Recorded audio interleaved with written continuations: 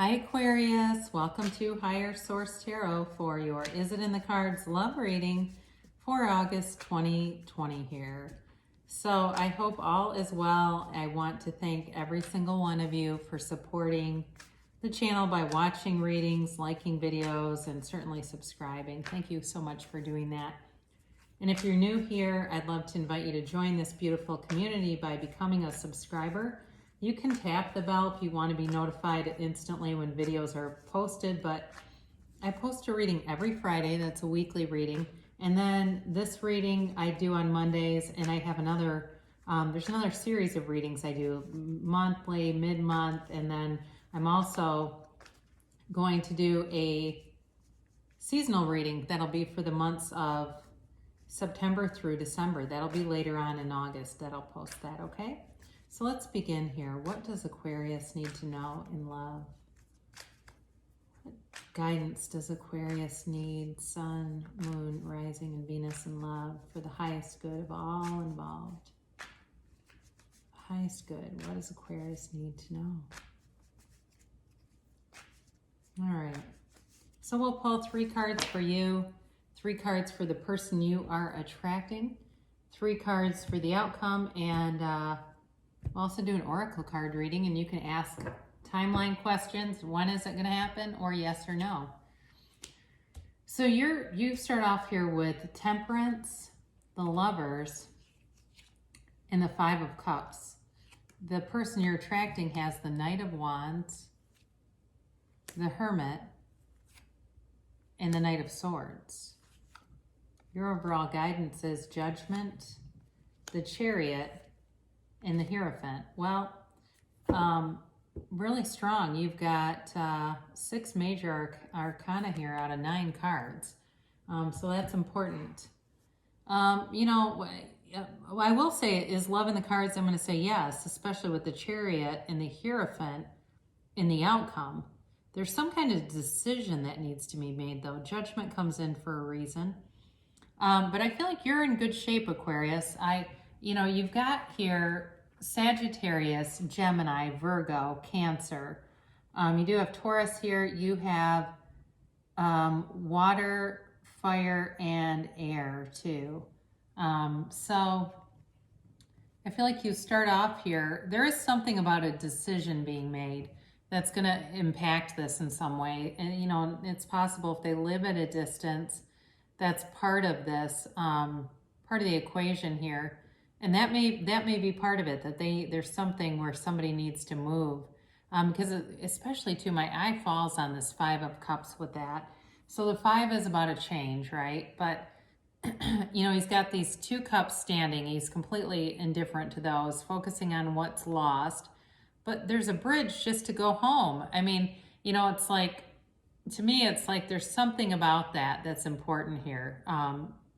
You know, like just walk across that bridge and things will be better. You know, there's some kind of move that needs to be made. Also could be for you guys, if it's possible, it's something with work that comes in, like a change, and that's keeping you out of some kind of a relationship. I don't know if you work with somebody you got your eye on.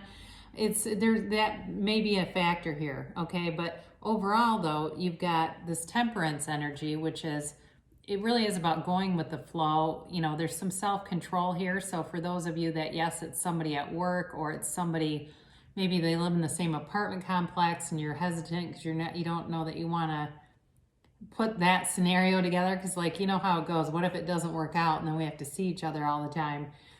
It does feel like there's a choice here, though. And, you know, there's, at some point, I think you're gonna tell them what you're feeling. You know, it's this outpouring of emotion that comes in. And then, of course, with the Lovers here, there's certainly a soulmate connection. That can also be about a decision, yes.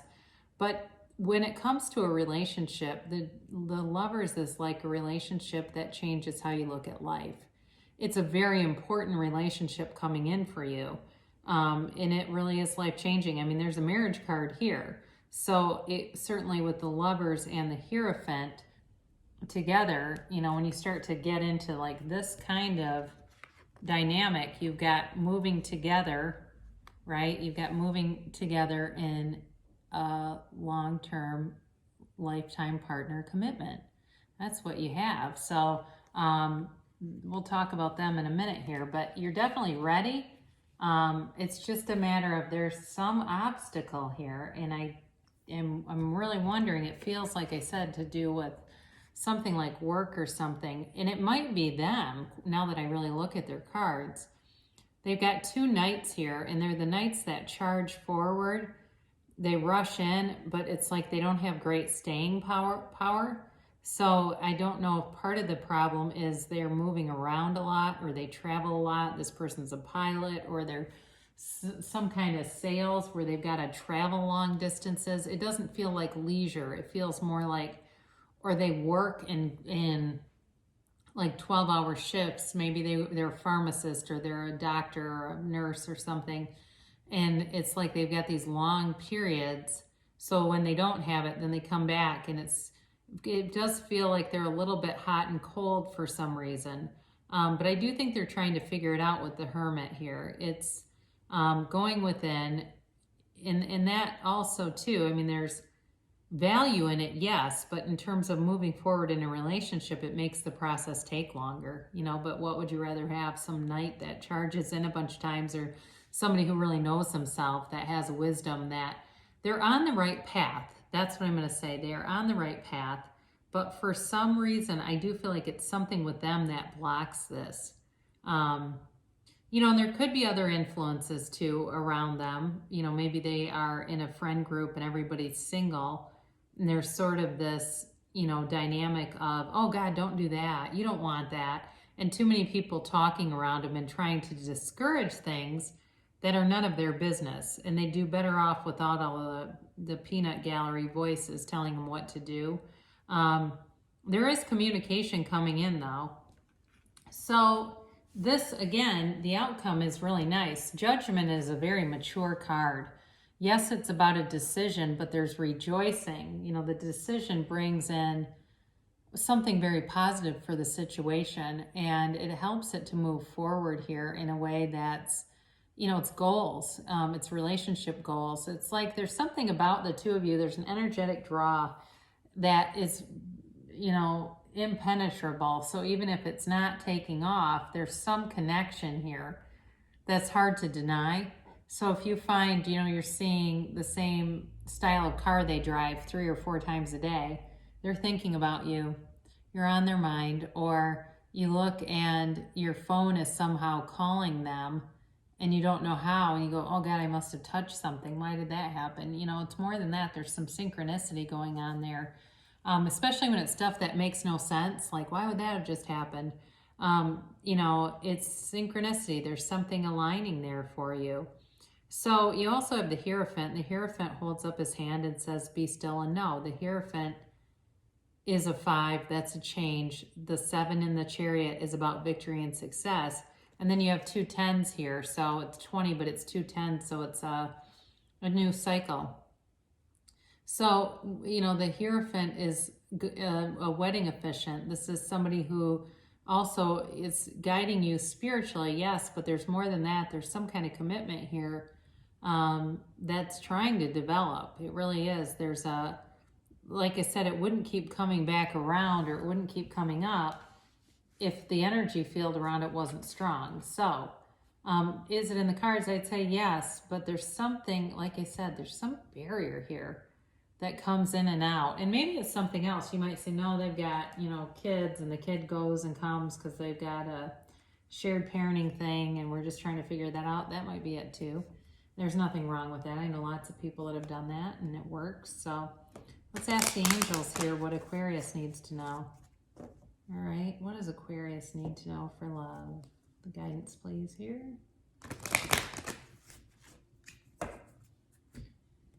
These have been previously shuffled. I mentioned this. I'll probably at some point stop mentioning it so you know why I don't just shuffle the heck out of the cards. But they're kind of hard to shuffle anyway. They're almost like, I saw somebody using these and they just put them in a big pile and did like a fish pond with them. It's not a bad idea because it would actually mix the cards around. You know, there's no right or wrong, guys. You can do it how you want to do it.